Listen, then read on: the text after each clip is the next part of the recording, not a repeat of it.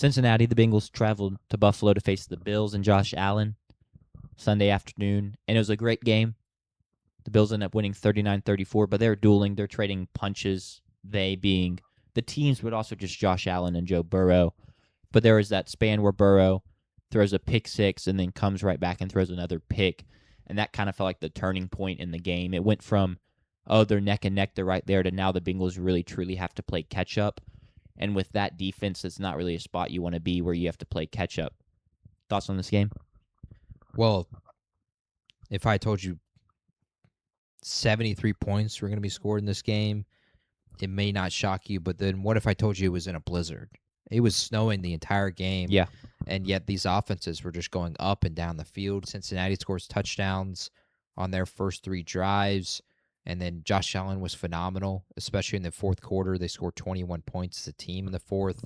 And what's the Josh Allen stat you always talk about? Josh Allen, when he doesn't have 2 turnovers, wins. When he does have 2 turnovers, he loses. He has no picks. And James Cook ends up having the fumble in this game. That's the only turnover for Buffalo. Josh Allen was Superman, really, again. And that is going to be their formula for winning games in the postseason. It's either going to be James Cook cooks, runs up and down the field, or Josh Allen is Superman. Their defense, I don't think is going to be able to get enough done. I think they're going to have to score in the 30s pretty much every single time. But if you trust anyone to potentially do it 3 times and make the Super Bowl, it's Buffalo. And against the teams they're going to play, it has already become clear that it is going to be a no excuses postseason for Buffalo. Yeah. You have to reach the Super Bowl regardless of who you play, unless Josh Allen gets hurt. We knock on wood that doesn't happen.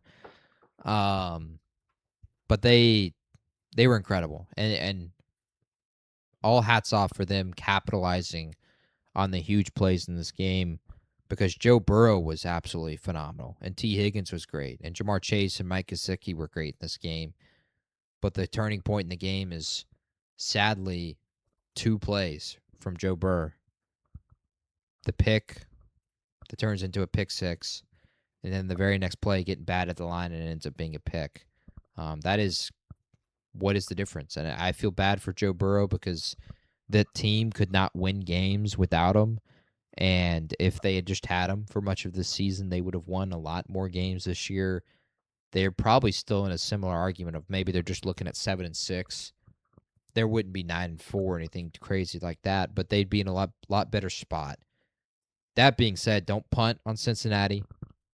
They have a very plausible route. They're going to need Steelers to go 1-3. And then they've got to win out hosting Baltimore, at Miami, the Cardinals and Browns both at home the last 4 weeks. They should finish 8-9. They just need they need Pittsburgh to finish 8-9 as well. And they can somehow win the division, and we can get this game again. Buffalo going to Cincinnati in the first round of the postseason. This was also a treat to watch. What an electric just electric Sunday of games. It was a great Sunday. Great Sunday of football games. And to see Joe Burrow and Josh Allen play against each other in the snow once again, it was incredible.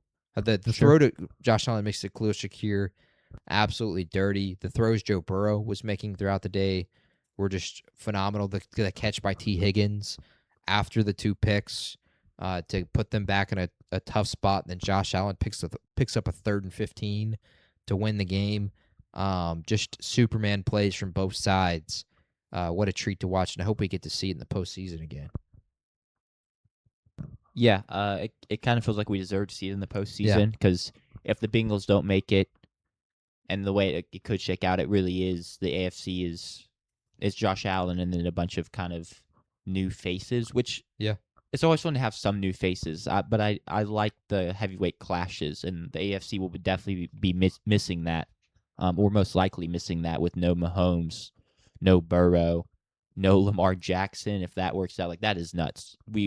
I could not have sat here and predicted that preseason. No one could have. I would have called you insane if you tried to. Everyone preseason just felt like it was going to be, and I'm not. This is not me like tooting my horn that, I was correct, because I had it too.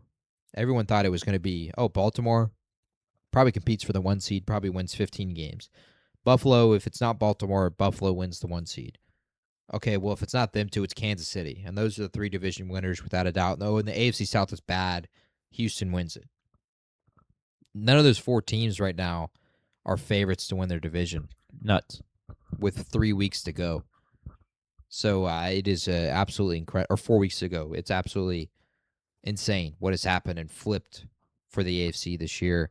For the conference that felt like it was going to be the easiest to predict and had the best odds for each team to repeat as division champs, it is completely flipped on its head.